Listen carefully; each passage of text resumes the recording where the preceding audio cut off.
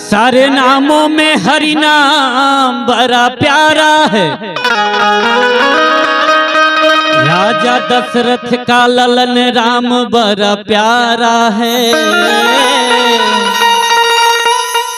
राधिका भी हंस हंस के कहती थी अपने सखियों से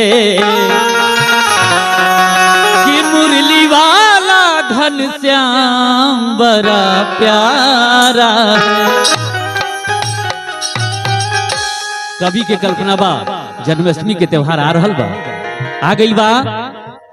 आई पावन अवसर पर कवि के कल्पना बा, कवि कैसे कहता कि पाँव परल श्याम के जहां जहां, पाँव परल श्याम के जहां जहां, भइल रे आनंद रे तहा तहा।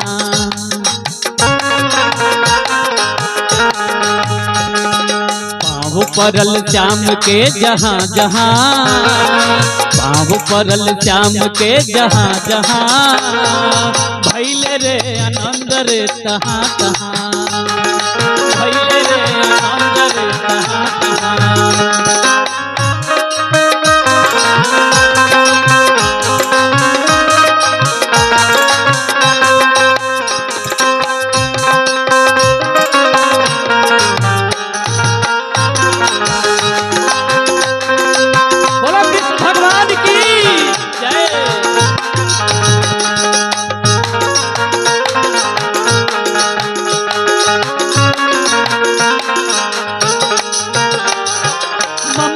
के गीत गुनगुनाइल, यशोदा के भाग जगमगाइल।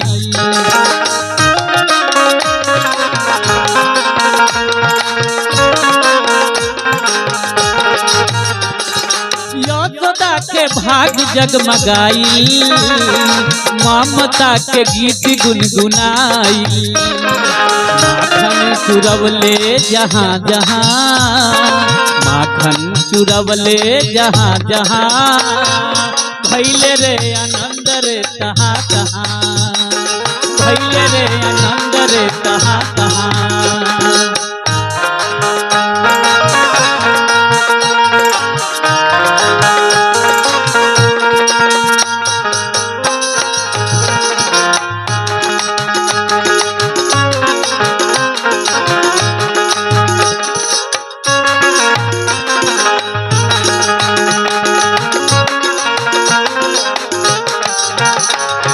मधुबन में रासूर चवले, सखी लोग के आसरा पुरैले।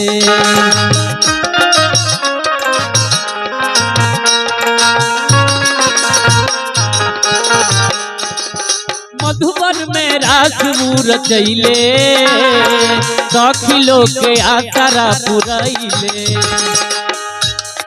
नैना बान, नैना बान छोड़ले जहां जहां, जहां जहां, प्रेम पीरा बढ़ल रे तहा तहा, प्रेम पीरा बढ़ल रे तहा तहा, प्रेम पीरा बढ़ल रे तहा तहा, प्रेम पीरा बढ़ल रे तहा तहा, प्रेम पीरा बढ़ल रे तहा तहा। राम परल राम के जहां